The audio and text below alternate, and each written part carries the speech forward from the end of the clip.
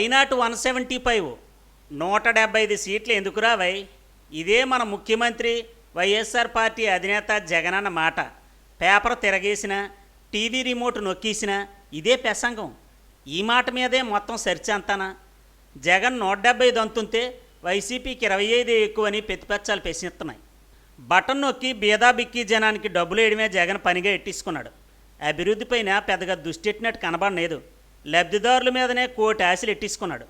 Development చేయకుండా అవినీతి స్కామ్ల్లో ఇరుక్కుపోతున్న అధికార పక్షానికి ఎవడోట్లేస్తాడని టీడీపీ జనసేనలు అంటున్నాయి. ఎన్నికల మీద దృష్టి ఎట్టని అధికార ప్రతిపక్ష పార్టీలు ఇప్పుడు ఓట్లెలా కొల్లగొట్టియాలా, తమ ఖాతాల్లోని సీట్లెలా పెంచుకోవాలని మల్లగొల్లాలు పడిపోతున్నారు. ప్రతిపక్షం కన్నా ముందు అధికార పక్షమే ఎమ్మెల్యే క్యాండిడేట్లపై దృష్టి ఎట్టేసి ఇప్పటికే 2 దశల్లోని శానోటి మంది అభ్యర్థులను జగనన్న ప్రకటించేసినాడు. ఎక్కడే వచ్చింది సిక్కు అంతనా? జనాలు కొంతమంది ఈ ఎమ్మెల్యేలు మాకు వద్దు బాబోయ్ అని సర్వేల ముందు జోరేగల్లా గగ్గోలు ఎట్టేసినారు. అలా టోల్లోని ఎరీసి ఫెయిల్ చేసి జగనన్న వాళ్ళని కూకోబెట్టినాడు.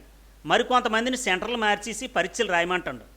వైసీపీ క్యాండిడేట్లను అటూ ఇటూ చేసినంత మాత్రాన పాస్ అయిపోతారా?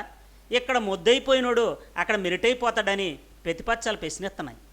జగన్ సర్వే మాట పట్టించుకోకుండా ఎక్కడోళ్ళని అక్కడే ఉంచాడు అనుకుంటే పరిస్థితి ఘోరంగా ఉండేదని, ఈ సప్లింగ్ చేయడం వల్లే, కొంతమందిని ఫెయిల్ చేసేయడం వల్లే వైసీపీకి లాభం ఎక్కువని జనాలు అంటున్నారు.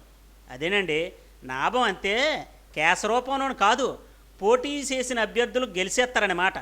కొంతమందికి ముఖం మీద టికెట్ లేదని చెప్పడం, ఈ ఎన్నికలు మీరు పనికిరాని చెప్పడం నిజమైన కేడర్లో మాత్రం ఉత్సాహమే నింపుతుంది. ఉత్సాహం ఎంతగానంతే వీడు మగాడ్రా బుజ్జని జగన్ని పొగిడేస్తుండ్రు. పెయిలైన వాళ్ళు పక్క చూపులు చూస్తుంటే ప్రతిపక్షాలు సంకలు ఎగరేసుకుంటున్నాయి. జగన్ పని అయిపోయిందని అలా అంటున్నారు. ఇప్పుడు వరకు ప్రధాన పోటీ వైసీపీ, టీడీపీ, జనసేన కూటమి మధ్య ఉంటే ఇప్పుడు మధ్యలోని కాంగ్రెస్ పార్టీ తరపున శర్మిలమ్మ వచ్చి చేరిపోయింది.